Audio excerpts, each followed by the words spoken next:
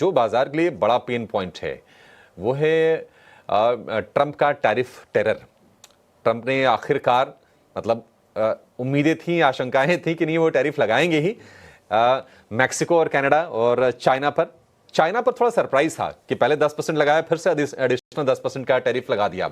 और जानकारी के साथ हमारी सहयोगी सुमिता करीर हमारे साथ जुड़ गई हैं, जो ग्लोबल इवेंट्स को, जियोपॉलिटिक्स को अच्छे से ट्रैक करती हैं। सुमिता, क्या जानकारी है आपके पास?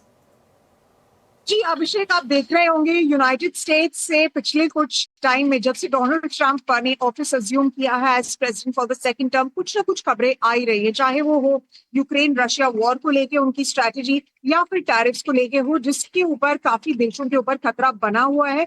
और जो इस खतरे के घेरे में ऑलरेडी आ चुके हैं वो है कनाडा, जिसके ऊपर 25% टैरिफ इम्पोज्ड है।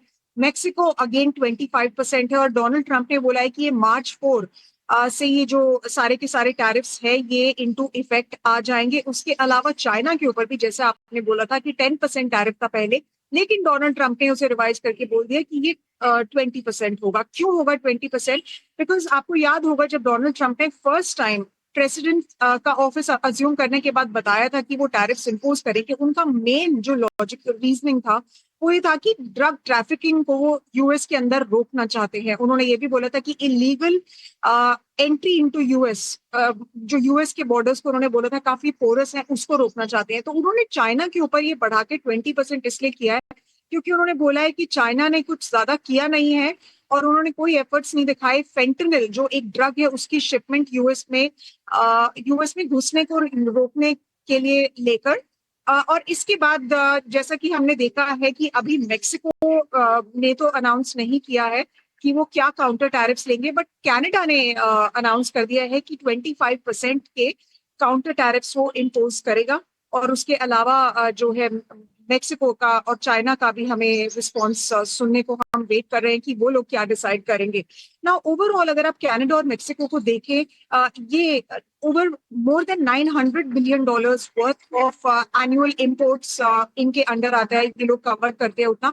तो डेफिनेटली जो एक्सपर्ट्स बोल रहे हैं कि ये एक सेटबैक होगा यूएस इकोनॉमी को लेके, बिकॉज अगर इन्फ्लेशन चला जाएगा ऊपर, ओवरऑल टैरिफ वॉर शुरू हो जाएगी वर्ल्ड में, तो ये यूएस इकोनॉमी को इम्पैक्ट करेगा। However the important point two note here is that Donald Trump ने बोला है कि अमेरिका के जो इंटरेस्ट हैं वो सेफ गार्डेड है और इससे अमेरिकन इकोनॉमी पे इम्पैक्ट नहीं होगा।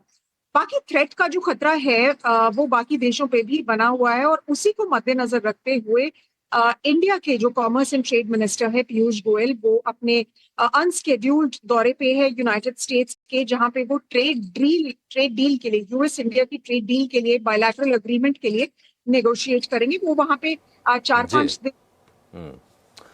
ठीक है, बिल्कुल सुमिता, बहुत शुक्रिया।